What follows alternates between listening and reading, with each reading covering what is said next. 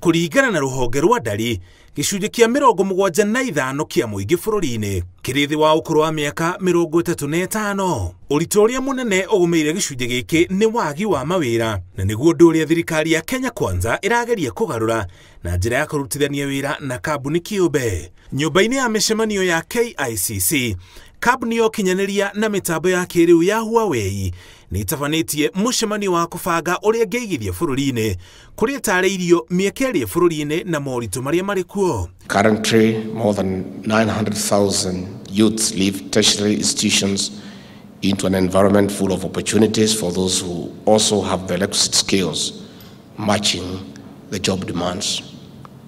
These youths here today join more than 5.3 million young job-seeking Kenyans. This represents 38.8% of the 13.78 million youth population. Ũmwe wa maũndũ marĩa mangĩ mũnini wa president augĩte thirikari ĩrekĩrĩra nĩ kũnora arutwo marĩ cukuru nĩguo marĩkia makorwo na kothi moko handũ ha gũthoma tu no makaremwo nĩ mawĩra marĩkia gĩthomo. While there may be limited opportunities, research has over the years shown that more than half of the graduates from our institutions miss the requisite skills for the job market.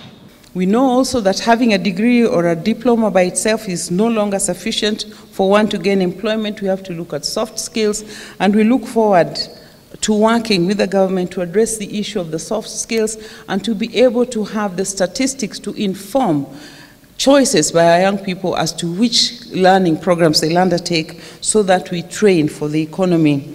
Gĩtarũ kĩa Afrika arĩkĩo gĩtongoretie harĩ andũ ethĩ thĩinĩ wa thĩ, na arĩkĩo gĩtigĩtwo na thutha harĩ waki wa iganda iria ingĩtura mĩeke ya mawĩra, ũnyitanĩri wa thirikari cia mabũrũri maya na mangĩ matongu na nginya kambuni cia mĩtambo ya kĩrĩu no ũnyihie thĩna wa wagi wa mawĩra. By the year 2030, research has shown that over 230 million new jobs will be created in sub-Saharan Africa.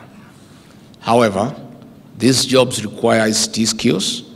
It is also important to note that an estimated $130 million investment opportunity lies in digital skills cultivation in Africa. During this period, 50 to 55% of jobs in Kenya will depend on digital skills, and this is an open check to you, our young people. Wagi wa mawĩra mabũrũri-inĩ marĩa marakũra ta Kenya nĩguo ũcangagĩra hanene harĩ ũmaramari, andũ ethĩ magĩetha gĩa kũrĩa na gĩa kwĩrũmbũiya nakĩo. Ngĩribotera Inooro TV, njĩtagwo Mũriũki wa Mũchoki.